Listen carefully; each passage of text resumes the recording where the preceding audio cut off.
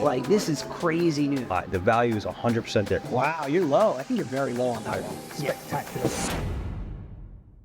So we are here at Rockefeller Plaza at Christie's auction house. Tomorrow there is an auction where they are selling 86 watches for their June New York sale. We're gonna go inside, take a look at the watches during the previews, and then later on sit down with Remy and I think Roman Sharf to discuss the watches and talk about the auction. Let's go inside. What is up, boys? I don't get my YouTube celebrity Roman Sharf. Thank you. My favorite watch nerd, Adam. All right, you guys ready to look at some watches? Yeah, gnarless over there. All right, take a seat. I'll grab Remy and we'll talk it out. Let's go. So guys, this is the reason we came to New York. Christie's auction preview. Looked at online that struck my interest, in particular, some of the older brigades. We are also looking at a 5970 Rose. I think these things are on the up and up as far as I'm concerned. And then, of course, I want Adam to look at this Gene Keeley because apparently it's pretty amazing. It's really funny because right before you guys got here, I went through the previews for myself because I always bid on a lot of stuff. I always throw in 20 bids and hopefully one or two sticks. And these three watches were part of it, so great minds think alike. Okay, so then I want to know. Well, let's. How about you? First of all, let's introduce, Remy sitting here. I'm Remy. I'm the head of watches for Europe at Christie's, and I'm working from the Geneva office. Before that, I was working at Christie's Hong Kong, Christie's Dubai. For a very brief period of time, I was the head of sales in New York. But today, I'm very happy to be with you guys, and one of the best guys at Christie's. Thank you. No, seriously. That's what he says, but that's what all he says to all the time. Yeah, sorry. But we like Adam. Adam's a nice guy. Adam spends money. No. Now, considering you said you placed a bid on these, Well, I haven't bid on anything yet. I personally like to bid if I can at all points live during the sale. I know. And just but you put a number in your head. I have a number in my head. Your phone? Ballpark. Why is that though? What's that? Why? Explain why. Why do I like to place a bid in the auction? You generally have more control. You get to feel out how things are going. Sometimes when you place an absentee bid and somebody's bidding against you, they just kind of get frustrated because it's like a faceless person and they run it up. There's a variety of reasons. Read the room type. Yeah, it's a read the room kind of thing, you know? What did you put in for this all in? Put it in your calculator. We talking about the perpetual first? Perpetual metal periods. 1, 2, 3. Wow, you're low. I think you're very low on that watch. So I think you're very low on that watch. I followed the results recently on the set, and they've all sold for big numbers. 200 plus. Right. That's what I'm saying. That's why I figured this one at this, because I feel like this is a watch that you could retail, like you or I could retail 120, 130,000. Now, keep in mind, what do you think the retail price of this was? Just The if you retail had to price guess. on this watch, I don't have to guess. Why I don't know, you were like 40 years old when this came out in the 90s, right? I know what the retail price of it was. I'm assuming it was like $250,000 plus. No. No?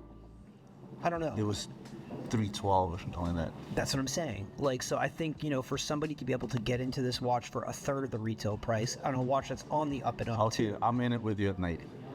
All right, we'll try to buy it. Let's try to buy it. I have to shake my hand, and we haven't won it yet.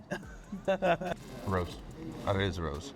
Okay, So that one's estimated 50-70. And this is the. So if we bought this at 50 Hammer, we would own it for like 63,000 after fees. I just sold for 72.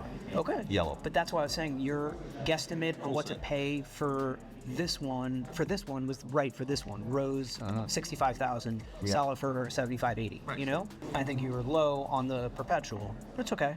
That's why we bounce ideas off each other. There's a lot for this watch.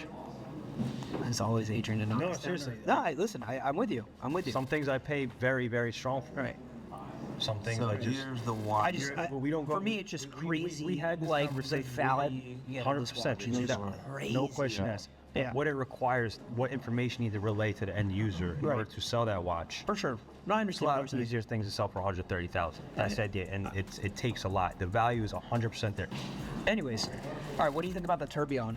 Okay, so So, but this is a more modern reference. I know I have this Right. platinum. Actually, no, we just sold it. I haven't been keeping such a close eye on the more modern references. I'm trying to focus more on like the 80s, 90s, Yeah. early 2000s. You know, Remy, how do you see the market for these brigades? Like, what's the interest level like from end client? I think that you guys are exactly right. It's a lot of watch for an interesting value proposition. To have a minute repeater with a perpetual calendar made by Breguet I'm French, so for me it's a brand that really speaks to me, and to many collectors in Europe. It's great, and I think more and more people are recognizing the value in these watches. So there is increased interest in comparison to a few years ago. Right. So if I had to choose, I'd go for your revised valuation of like $90,000. That seems to me very Right on the fair money. for the watch, and Yeah.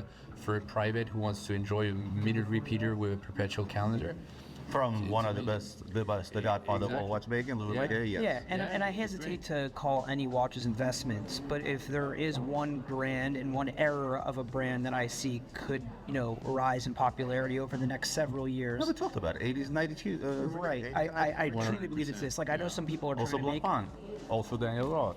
100%. And we've Also, already- believe it or not, Chopard LUC from the 80s. Yes. And I know some people are trying to make like a Bell a thing. A couple people asked me about that, and I just don't I've been see. talking about it for the last 3 months. I just don't see. And it. he's been making fun of me. I don't see it. They're not attractive watches, and they make a lot of them. So with Breguet, at least the production numbers are there. They You made a talking lot of about how about watches. the Blancpain Perpetual Chronos?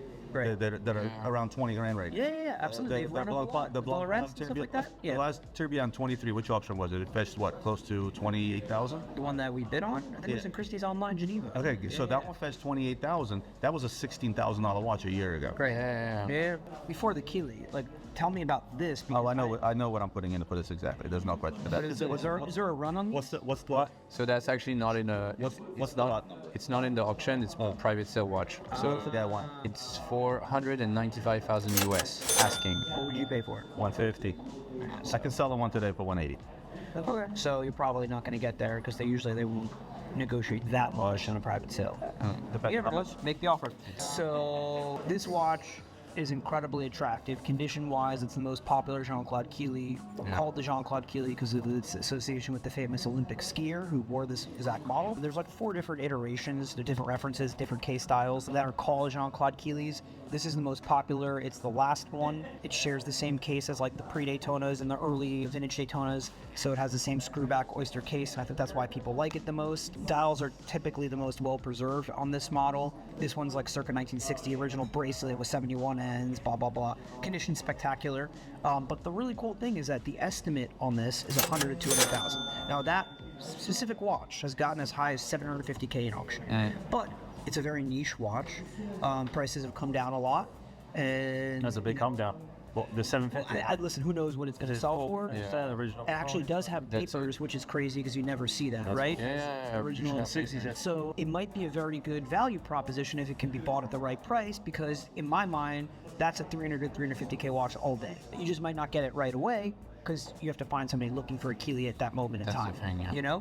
But the watch itself is spectacular. It says like it comes from family of the original owners, so it's never been around. It's a fresh watch. Which is why, sometimes we're able to get attractive estimates as well. We had a nice 6236 in Geneva, Right. without bracelet, not fresh to the market, etc., but still very nice. The estimate was 200 to 400. Right. So it just shows you, and it was the Did it same pass? config. No, it's old. Yeah. Yeah, but it was the same configuration. Right. Everything was The fact that it's a day-day chronograph too. Yeah. Super cool. Yeah, it's a very good watch, Like you just don't see that today anymore. Yeah, but it's certainly a very much a connoisseur's watch. Like the collectors who buy these, like they already own the Paul Newmans, they already own, the 66.3 Big Reds and the Big Crown Submariners. Like they're going after like it's like big game. They made these for vintage Rolex. They made these in stainless. They made them in yellow. Yeah. Anything else? Just those. Rose. And rose too. Yep. So what's the rarest? Would you say? I would say probably the rarest is rose gold. Rose gold. Yeah. They didn't make a lot of rose gold back in the Because day. rose gold wasn't a big thing. Rose gold was way I feel like it was more like a make-to-order Yeah. type of deal. Yeah. Back then, it's like, oh, I want it in rose gold. Right. Well, production was just a lot less. So rose gold, Jean-Claude Keeley, in similar condition, all the original components. That's a $500,000 watch at least. could be more. Yeah. I'm saying be conservative. How about it in a good condition, a yellow? And If it was like that condition, rose gold, it could even be like 758. I really liked it. Listen, you know me, my viewpoints on vintage, nothing wrong with it. It just doesn't speak to me as much. Right. It's fuck. Yeah. Would you trade it for this? Yeah. Right. So, Adam, we're in agreement on these. I'll let you know on this Yep. tomorrow. Yep. And then this, if it flies, it flies. But Yeah. you just have to explain. Hopefully, I don't mess up and build. Listen, they're on the market for 180. Like with the Patek Philippe, we're buying up a lot of these because at the end of the day, we're trying to get back to the grassroots of what the brand really is. Right. You know what I mean? Because a lot of the sports pieces, the Nautilus, Aquanauts, kind of got priced out of the market and it's just kind of flatlined. I mean, they're still selling enormously well. Right. But this is what Patek this is what Patek for This is what sure. Patek One of the is. You know, forget the hype stuff. This I had a guy that traded in all of his Meta Rolexes, bought a 5070 from us last week. We're working on a 5970 with him as well. Yeah. So you're starting to see that trend kind of change a little bit. gorgeous watch, you know? It all comes back around. For sure. Awesome, dude. Thank you so much for sitting Yeah, down. great. Thank you guys. Really. Thank you. Fantastic. Always a pleasure. Thank you. It's a great experience. Awesome. And good luck, everyone. You heard about this whole Omega scandal? No. So, an article came out a few days ago from a Zurich newspaper. It's been brewing for a while. So, there was a tropical Speedmaster that sold for $4 million last The one that, what's his name, rolled out? Okay. The guy from Perestroika, what's his name? He pulled it out. Okay. It gets worse than that. Allegedly, there's implications of the Omega Museum director and former employees.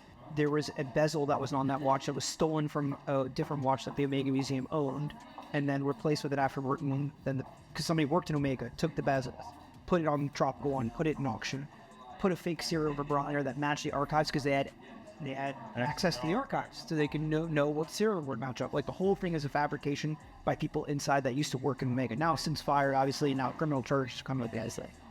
Yeah. From the and guy, like Omega. from the guy that paid what, how much is the watch? I thought he was a guy, but now Apparently the information is that he just found out that Omega Museum bought that watch. We always thought it was some guy in China because they were saying it was China versus the Middle East, China versus the Middle East. Apparently it was a straw buyer, and Omega actually. So was Omega buying it for themselves to put in a museum, or to catch the? I think it was like a marketing thing. I'm assuming. marketing thing, but Unless they knew it was. Did they released a press release saying that like they were bringing up criminal charges against the ex-director of the museum because he said that they should buy it. Like this was a must-have for the museum. Like they should go like crazy on this watch.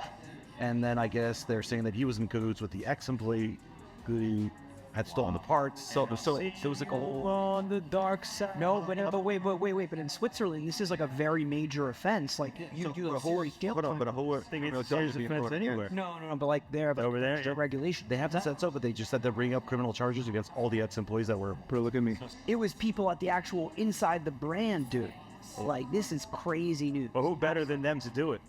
Yeah, You know what I'm saying? Because if you're Omega, like, do you want that dark stain on your brand? Like, I don't understand. I guess because it was coming out already, they had to respond. It's a huge expose that just came out in the Zurich newspaper in German, and I translated it to PDF. He actually had a separate article where they interviewed him about it, but like now it's like all out there. This is a stolen part, $50,000 bezel taken from the museum and put in this watch, and a movement bridge that was completely fabricated to make a correct watch with information that only Omega could have known.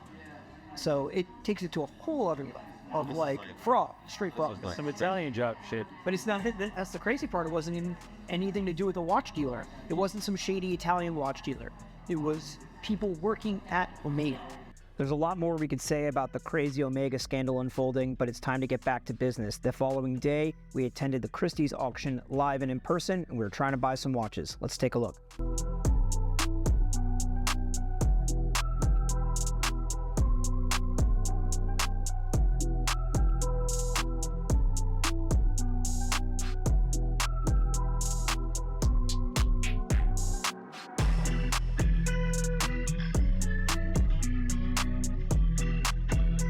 Now we are at Sotheby's auction house to take a look at their upcoming sale, which starts on Friday. YouTube celebrity Roman Sharf. We're going to sit down with Rich Lopez of the New York Watch Department, talk about some watches, and hopefully bid on some stuff. Yeah, let's try. We'll try. Let's go.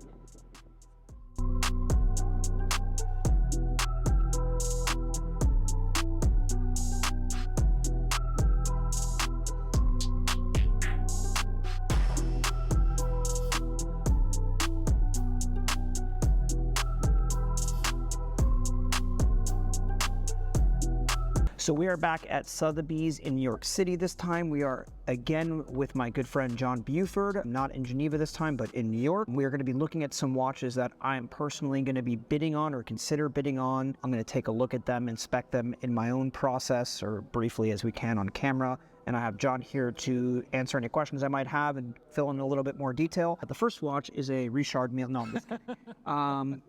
I picked this out especially for you. I'd say if you'd come and said, pull out 5 watches that you think I'm going to bid on, I would have chosen 5 out of these. Really? Probably, I wanted to show you that just because I want to compare it to Geneva. but I think I'd have chosen the majority. Yeah, I mean, there's a bunch more that I'm planning on bidding on, obviously, but I want to just pick out a few because if not, this video will run on for 2 hours and I think we'll lose some attention span. So the first watch is actually one of my favorite references. It is a reference 6202 Turnograph. I like to call it like the mini Submariner because it came out before the Submariner. It looks like a Submariner, but it's a lot smaller. It's 36 millimeters. Great for guys like me and a lot of other people with smaller wrists. The interesting part about this one, it has a white quote-unquote albino dial, which very few of them are produced in. So what I obviously am looking for is the condition of the case and condition of the dial first and foremost, the originality of all of the parts. So this watch in particular has a red triangle bezel like some of the early Submariners, and it's very important that it is still original and still on the watch, because if not, it's a very expensive part. It looks to be also in good condition, and you can even see on the original brass bezel, the insert's lifting up a little bit, so it might need some attention. Might have even been glued on there, but not the end of the world, can be fixed. The watch itself looks very, very nice. So this is a non-luminous version. So generally these dials are more well preserved than a radium or even tritium dial because there's no degradation from the effects of that luminous material. Do you know if this bracelet was born on this watch? I don't think so. Unlikely. Right, let's see what the date code is on it. 1961, no chance, but it's very cool that somebody put it on. It's gold hands, gold markers, gold crown. It kind of brings it all together. Exactly, because it has a gold crown to match the gold markers and gold hands on the dial. The condition is very, very nice. The estimate on this thing is 20 to 30. I would put a retail value on this watch at around $35,000, so I'll for sure be bidding on it. I mean, this is a classic example of what we talked about in Geneva, where an estimate is to secure the consignor. Like they know that the worst case scenario is it's going to be around 20. But it's used as marketing, right? It's used to entice people, make people think, oh, it's worth, chucking a few bids in on it. Yeah, if this was estimated at 30 to 40, for example, I couldn't even get bid in because after Hammer and after all of the fees, 26%, I'm looking at around, $38,000. And there's prices I would have allowed the market. Right, I would have to price it above that, and I don't think that'd be fair to an end client. But we'll see what it sells for. I mean, it's a really rare example in good condition. The next watch, not particularly much to speak about condition-wise, but we've talked about this earlier in the video. Christie's, I've talked about it in earlier videos. These 80s, 90s Breguets, they're really, I think, special watches that are severely undervalued. This one is in white gold, tourbillon, a really beautiful watch, perfect size. Do you know if this has box papers? Complete. Wow. Yeah. And the estimate's really reasonable in this, 20 to 40,000. I mean, this should be a $50,000 watch. Every day of the week. Yeah. We're seeing people coming back in for these early Breguets. They've been overlooked for 10 years now. Yeah. And we're seeing people beginning to appreciate them. I think people have been priced out of other areas and they're coming back in for these. But value for money, it's kind of extraordinary. 100% agreed. I'll for sure be bidding on this one. It looks to be in really great shape. Doesn't look like it's been polished. Generally, you don't have to worry so much about like dial condition and stuff like that. Only thing you really need to worry about is like when was it last serviced and is it keeping good time, because getting these serviced sometimes can be tricky. But yeah, this is for sure an easy bid for me in the 30s somewhere so that I could try to buy it in the low mid 40s kind of thing. And then there's still margin for you if you sell it. Yeah, I mean, listen, on a watch like this, especially buying it at auction, you're never going to make a fortune on it. If you could try to get yourself 5 to 10% on it, that's great. But it's a great watch to have for stock, and it's a watch that they've been very popular lately. I've sold a few of them and they sell quickly and people are finally like appreciating them as much as we are. Next watch is one of my favorite watches. Just sold one not long ago. Well, actually I helped a dear friend Michael get one. Tourniquet Rayville TR900, the American issued Blancpain 50 Fathoms for the military. This one, if you guys haven't seen it, and I know this video is going to come out after the sale, and I'm hoping it goes for a reasonable price, although I highly doubt it. Go take a look at their catalog. It is the most well-documented provenance Tourniquet Rayville I have ever seen. Absolutely crazy. So what does this come with? Like, run us through. Pretty everything. It has letters from the SEALs. It has Navy documentation. It's got a diving dagger. It's virtually got everything that's been associated with watch all the way. And like a picture of the guy wearing it. Yeah, it's crazy. Lots of them. Like there's a huge amount of documentation. Yeah. And it's just, so you've got that part of it, the provenance side of it, but the watch is spectacular in its own right. Like even if it was just a watch on its own, it would still be a great example. Right. With everything it comes with. We've got a few in this, a few provenance watches, like things that are just, unarguable, and this is one of them. Yeah. It's a fabulous thing. The first thing I look for on these is straight away go to the back case and make sure the serial number is still visible. There are a bunch of Tourniquets out there. I've had a couple of them that no longer have the serial, whether it's because they were rubbed off or somebody intentionally removed it. Sometimes the people who were issued these watches didn't want somebody else to know that they were reselling it at some point in the future after they got it. So a lot of times the serial number's gone, and it does affect the value, I would say, to the tune of like 10 to 20%. I'd say at least. At auction, yeah, because buyers can be picky. You can wait for a really good example. So hopefully show this on camera. What is the engraving on the side of the case? Like, what's the significance there? Is that? Good question.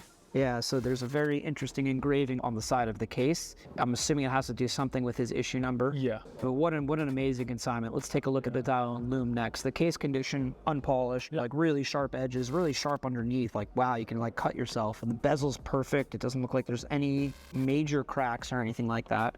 Let's take a lume. Crystal's a little scratched up, but seeing underneath it, the dial, the dial looks perfect. Lume looks perfect. Wow, what a watch. What a special watch.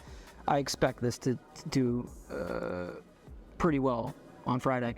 Estimate is 80 to 100,000. If this sells for any less than $150 all in, like somebody's getting a very good deal. Hopefully it's me, but like we'll see. I tend to doubt it. You know, watches like this don't come around a lot. Yeah, I think it'll find the right audience. Let's jump here for a second. A more simple watch, but a one that Audemars Piguet recently reintroduced, and so a lot more attention has been focused on them. And in the past, I've noticed in the past like year and a half, a lot more people have been paying attention to it. It was a watch that kind of was like an oddball for Audemars Piguet that no one really cared about. Unloved for like... Unloved, no one cared. For 15 years. Yeah. And then suddenly. So this is an Audemars Piguet Star Wheel, the original from the 1990s. This one in yellow gold with a non-engraved dial, just a guilloche dial. I noticed that the market doesn't tend to like the engraved ones where they have like a really weird Florentine finish on the inner dial right here. They prefer just the standard guilloche, which is nice to see. Complete box papers? Yeah. Wow. Yeah. I've only had one, I think, that's been complete. Yeah, original strap and buckle. You can buy them so cheaply. People were just kind of careless with the accessories. And now they're coming back. You should get a good premium. For Condition's really nice. Another watch that you do need to pay attention to, though, on the service, because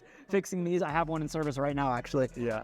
You can lose it for 9 months. It's, it's a problem. Yeah, that's the problem. So we will take a look. Yeah, it looks like it's working. This watch, I would say fair retail market value, like if I was listing on my website, would be around $30,000. The estimate on this one is 15 to 25. Very fair and enticing. Yeah. I would probably myself bid around the 18,000 mark. God, we used to put these in auction at 10 to 15, right? You know, and sometimes they wouldn't sell. Yeah. 15 should not fly, but it's a good, Yeah, at 18,000 hammer, I would own the watch in 20s, yeah, something like that, and be able to list it for 30 and take a reasonable offer, leave some margin. Let's talk about the Breguet next. I picked this one out because it's very uncommon to find vintage Breguet in general, and even more uncommon to find one with the date window at 12 o'clock. Where did this watch come from? It's from a private collection, but it was originally sold at another auction house that we won't mention about 2016, 17. Okay. I look familiar. Yeah, it's now got an archive from Breguet, so it's all signed off there. Okay. It just really, I love them in steel watches. You don't see a huge amount of steel of these coming through. It's a really nice example of the dials aging. Yeah. Love the Breguet signatures. It's a lovely thing. Yeah, this is what, circa 1970s? Yeah, so I mean, the condition issues aren't as prevalent. It's also, again, like we talked about earlier, a non-luminous watch. Yeah. So you don't have to worry about so much of lume affecting the condition of the dial, but it does look to be in excellent condition. And it's just a really rare and uncommon watch. It might be super niche, but it's for somebody who understands what they're looking at, and it's you know, you can't really talk about it in the same vein as this Breguet Tourbillon because it's just completely different eras, like almost a different brand, you know? Right, yeah, so it's, even though they share the same name, the people collecting these are much different than the people buying these, for sure. Although those two worlds might collide very soon, and they probably already do. As we see more and more people coming in for Breguet, for the contemporary and the neo-vintage, they're then experimenting down and finding these things. And we just don't see that many of them coming to auction, right? I mean, we keep an eye on them, but they're just, they just don't come that often. Do you remember what it sold for in 2016? Not that that matters, because I think it started with a 3. Okay. Yeah, no, I'm just curious. I mean, 7 years ago is a long time. And it's a completely different market. In the watch world, 7 years might as well be 70. I don't think it had an archive at the time. Right. So yeah, estimate 20 to 40. It's reasonable. Yeah. It's a very cool watch. Very attractive watch. Very attractive watch. All right. I'm going to give you a shot at pronouncing the maker. I would like the American to know first with his pronunciation. No, because I'm going to say Gilbert. Gilbert Albert. Gilbert Albert. So this is one of my favorite Patek references of all time. Beautiful design. He was a Swiss jeweler who designed this watch for Patek Philippe and also, I guess, some pocket watches. Yeah, there's a pebble and the asymmetric, and he was like super young. It's kind of a crazy time in their history when they commissioned this young guy to come in and create an iconic wristwatch for you, and then they've gone off and done something else. And so there are a few of these coming along. Conditions, obviously, a big driver of the value of these. Some do exceptionally well, and they're very difficult if they've been polished. The case proportions are very difficult. You can't recreate them. Yeah, absolutely. So that's what you want to look at. Look for the. You guys just had one. I was bidding on that one. We had one in Geneva with some patina on the dial. Yeah. But it was an honest watch. It was a nice watch. Right. These are really hard to buy in auction, and it's funny because every time I'm bidding on one, I see the person buying it and outbidding me, and I know I can't compete with them. Yeah. I think often he happens to be like the biggest vintage watch dealer in the world, so it's very difficult to compete with him. Also, there's often a lot of privates come in for them as well because they don't come up very well. Yeah. They aren't found in the trade or with the dealers. So when they come up, people are like, I had take an opportunity. I had several people ask me about this, like, hey, have you seen it yet? What do you think? Does it really? The case is really good. There's a small, like a flaking on the dial. Yeah, I see it. No, but this watch is spectacular. Yeah. Yeah, look at that raised enamel, and it's cool because the enamel is like the crosshairs. Oh, the crosshairs, yeah. So great. But the case condition is beautiful. Yeah. Look at like the lug, the step. I say once these have been polished, like and say they're 70s watches, they could have been polished any time over 40 years. You lose those definitions, those angles, and then you can't recreate. Yeah, you see how crisp the hallmark still is. Yeah. I mean, really fantastic watch. And talk about enticing. Yeah, I was literally just about to say that. You knew where my mind was going next. The estimate on this is 20 to 30,000, which is an absolute joke. I think even the patina one that you guys had was sold for 70s. 70 hammer. Right.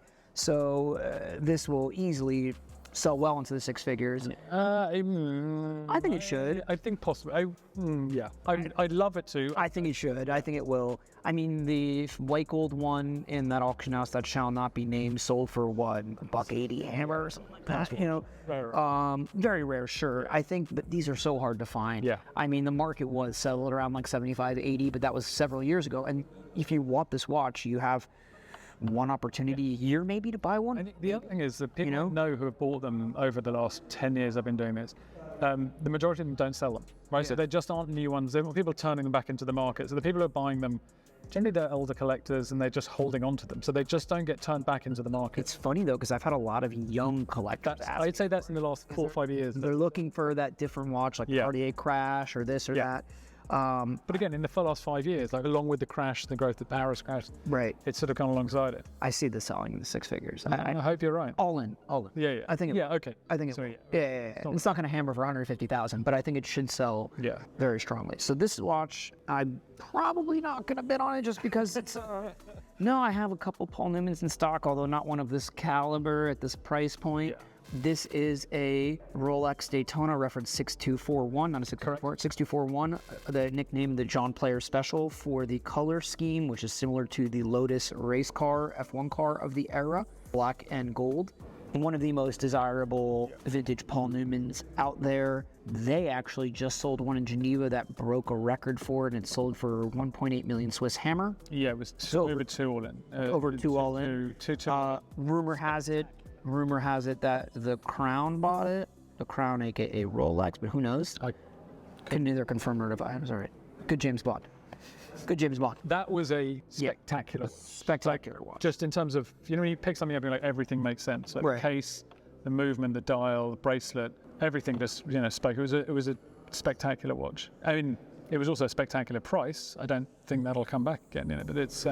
No, I mean, these have been selling squarely in like the 750 to like 1.4 range. This is a stunning dial. Case is a little bit soft, but again, it's not bad though. Yeah, it comes from the original family. Okay. So this is, if you want a fresh to market one, and that's still important. Right. These things. Absolutely. And it's a nice, honest one. The loom is actually attractive. There's one plot, 3 o'clock. Yeah. So that's when the watchmaker was decasing it sometime in the 80s or 90s, or some moisture's come in through the crown. That's normally what happens. Yeah, no, 369 generally on all Daytonas are the most problematic of loom plots, but overall, a really attractive watch. The estimate is 400 or 600, which again is very, very low. It's interesting. I just think in the context of a world record being set, you wonder if that's going to skew the market, people coming in for them, or if people are. It'll be interesting to see. I've noticed that it generally doesn't. there's more renewed interest, but one big result doesn't necessarily push the market that hard. The interesting thing would be, it often happens, we can sign a 1518 out of the back of a spectacular result. I wonder if we'll suddenly see one or two more come to market based on the fact that suddenly a price has been pegged above it. So that's what I generally see happening also, is that when there's such a huge result, people are like, oh, the next one's going to sell for so much, I'm not even going to bother, and then they don't even bid. And then the first phone call we get post-sale is, hey, I've got one of those, can you sell it for me for $2.2 million? And no, that's an outlier. Lightning in a bottle. Yeah, exactly. But it's hard. The guy who sold that watch, this guy's risking it could hammer at 400 grand, but it could do it 700. Similarly, that watch we had a $500,000 Swiss, ended up hammering at 1.8. Like, the risk reward that you have to go through to get to that price is, it's huge. Yeah. I mean, I need to look at quite a few more watches, but I think this is my thought process for these. I will be bidding on at least this 6. It's coming out after the sale, right? Yeah, this is coming out after the sale, so I could talk about it. I don't know when I want to bid on the Tornik yet, but I want to make a serious play for that. Don't come around that often, isn't it? Like, it just... You know what and I'll say it on camera, the trickiest part, though, sometimes about buying such a distinct watch in auction is that everybody knows exactly where it came from and exactly what I paid for it. So if I pay, let's just throw out a random number, 100 grand for this watch, and I ask 110, it's like, no, you paid 100 grand. I'll give you 101. I'll give you 99. It's not how it works. And that's not how it works. But that's the problem I had with our mutual client, or not even my client, actually, on the mil-spec that I bought from you guys. He saw what I paid, and even though I was asking a fair markup, he just couldn't psychologically grasp that. And then the watch sold for more than I'd offered it to him, the discount I'd offered it to him the next day. I mean, there needs to be the understanding with people that, one, you have to be there to buy the watch. Like, you took the risk, you put your own money on the table for it, and that deserves a profit. Yeah, it's like deserves a profit. It's just, I mean, that's part of the buying and selling process. But this isn't going to disappear. Like, if you have this on your books, everybody knows. It's a special watch. All right, well, thank you for sitting with us. Always. It's a pleasure. Good luck with the sale on Friday. Thank you. I'm going to email you guys some of my bids. Thanks for joining us late. We always love attending the New York City watch auctions in June. We get to hang out with a lot of our good friends, clients, and colleagues, inspect a lot of really great watches, and sometimes even walk away with some of them. Really hope you enjoyed watching this video. As always, please like, comment, and subscribe. Anything you can do to help us grow this channel and make some more content. Thanks for watching, everybody. Bye.